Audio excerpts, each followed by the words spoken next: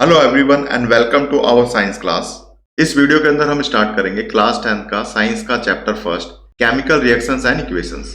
इस लेक्चर में हम टॉपिक कवर करेंगे chemical reactions, chemical equations, chemical reactions in everyday life, unbalance and skeletal chemical equations, balance chemical equations, how to balance a chemical equation. तो ये सब topic हम इस वीडियो में कवर करेंगे। तो सबसे पहले समझते हैं केमिकल रिएक्शंस और केमिकल इक्वेशंस क्या है। केमिकल रिएक्शंस और केमिकल इक्वेशंस को समझने के लिए हम यहाँ पर एक्टिविटी लेंगे बर्निंग मैग्नीशियम रिबन। तो यहाँ पर डायग्राम में देख रहे हैं हमने एक बर्नर यहाँ पर लिया है और एक मैग्नीशियम रिबन लिया है। मैग्नीशियम रिबन को यहाँ पर हम चिमटे की सहायता से यानी टोंग की सहायता से पकड़ के बर्न कर रहे हैं और बर्न करने के बाद जो मैग्नीशियम रिबन है वो व्हाइट पाउडर के रूप में यहाँ पर कन्वर्ट हो गई है। और यहाँ पर हम देख रहे हैं वॉच ग्लास। इस वॉच ग्लास के अंदर जो व्हाइट पाउडर है वो कलेक्ट हो रहा है, जमा हो रहा है। इस व्हाइट पाउडर को हम कहते हैं मैग्नीशियम ऑक्साइड। तो यहाँ पर जो मैग्नीशियम रिबन है वो बर्न होकर के एक व्हाइट पाउडर में कन्वर्ट हो गई है। इस व्हाइट पाउडर को हम कहते हैं मैग्नीशियम ऑक्साइड। मैग्नीशियम रिबन को बर्न करने से पहले हमें कुछ बातें याद रखनी बहुत जरूरी है। सबसे पहले हम क्या करेंगे, मैग्नीशियम रिबन को एक सैंड पेपर के द्वारा इसको रब कर लेना है। इसको रब हमें इसलिए करना है क्योंकि जो मैग्नीशियम रिबन है उसके ऊपर एक प्रोटेक्टेड लेयर चढ़ी हुई होती है मैग्नीशियम कार्बोनेट की। तो सबसे पहले हमें क्या करना होगा, सैंड पेपर के द्वारा मैग्नीशियम कार्बोनेट की जो लेयर है उसको हटाना होता है ताकि जो मैग्नीशियम रिबन है वो अच्छी तरह से बर्न हो सके। तो यहाँ पर जब हम मैग्नीशियम रिबन को बर्न करेंगे तो मैग्नीशियम रिबन एक डेजलिंग यानी एक ब्राइट लाइट के साथ यहाँ पर बर्न होती है। बर्न करते समय हमें ध्यान रखना है जो अपनी आईज है उसको थोड़ा सा दूर रखना है या फिर उस पर ग्लासेस लगा के रखना है, क्योंकि जो मैग्नीशियम रिबन है वो इस तरह से बर्न होती है जैसे दिवाली पर फुलझड़ी बर्न होती है, इस तरह से बर्न होती है। तो ये हमारी आंखों को डैमेज भी कर सकता है। अब इस एक्टिविटी को हम यहाँ पर एक वर्ड इक्वेशंस में कन्वर्ट कर लेते हैं, मैग्नीशियम प्लस ऑक्सीजन, और हमें यहाँ पर प्राप्त हो रहा है मैग्नीशियम ऑक्साइड। तो ये हो गई हमारी वर्ड इक्वेशन। इसको हम सिंबल और फॉर्मूले के रूप में रिप्रेजेंट कर देंगे, मैग्नीशियम प्लस ऑक्सीजन, एरो के बाद में हमने यहाँ पर ले लिया मैग्नीशियम ऑक्साइड। तो ये हो गए ऊपर वर्ड इक्वेशंस और ये हो गए यहाँ पे सिंबल और फॉर्मूले के रूप में हमने इक्वेशंस को रिप्रेजेंट कर दिया।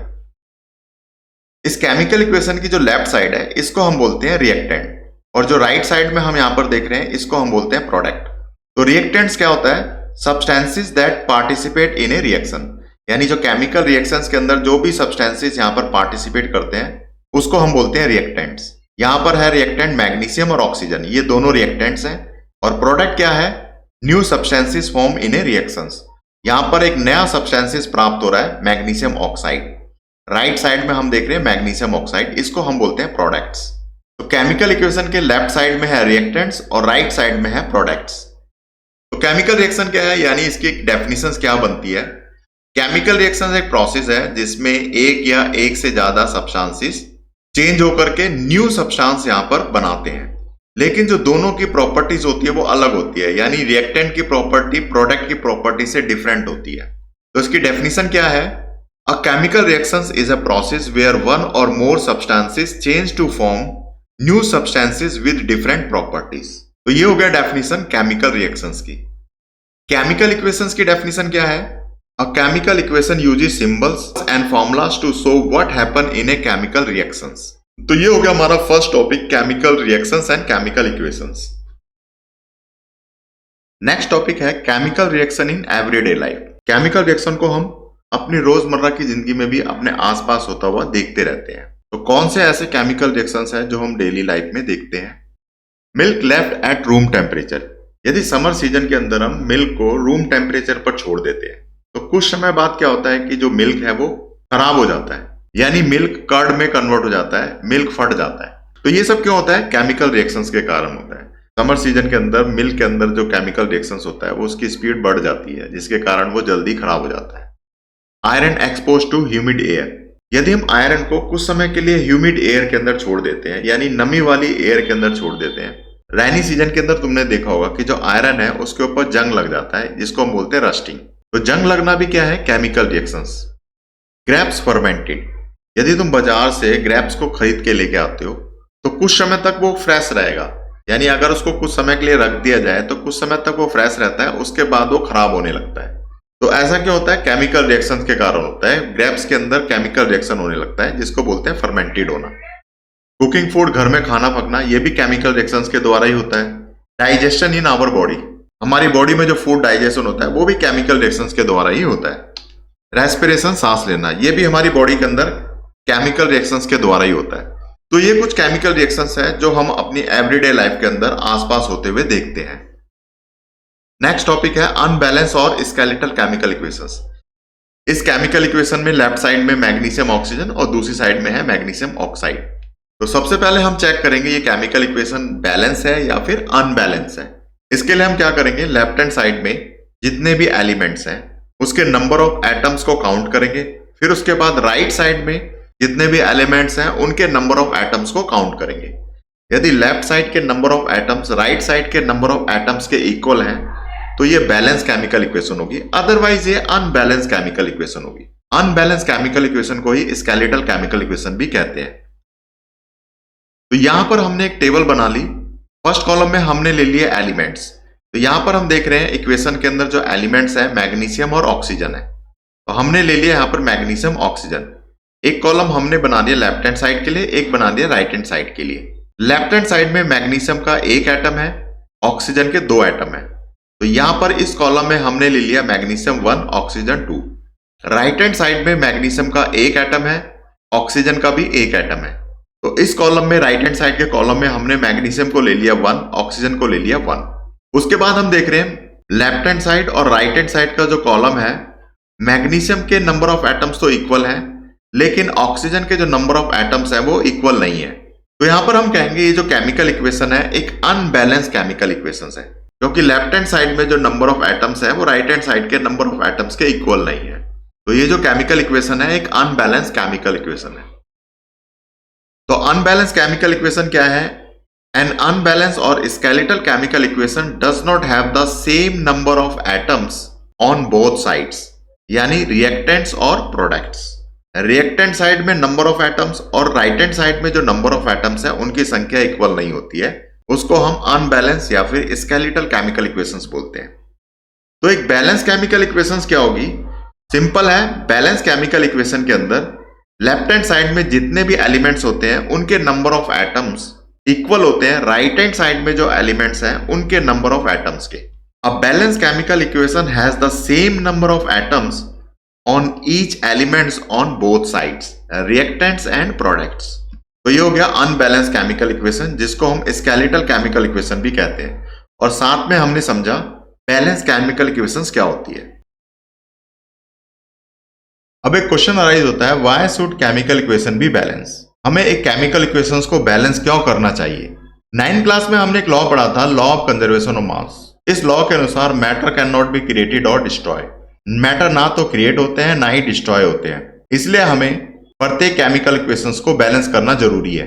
इस लॉ के अनुसार प्रत्येक केमिकल इक्वेशन के अंदर जो मैटर्स होते हैं वो सेम बने रहते हैं, ना तो वो डिस्ट्रॉय होते हैं ना ही वो क्रिएट होते हैं। इसलिए इस लॉ की प्रॉपर्टीज को पूरा करने के लिए केमिकल इक्वेशंस को बैलेंस करके लिखना होता है। तो यहां पर हम देख रहे हैं ये एक बैलेंस केमिकल इक्वेशन है। Magnesium react with oxygen to form magnesium oxide. Left hand side में एलिमेंट्स के number of atom, right hand side में एलिमेंट के नंबर ऑफ एटम इक्वल है।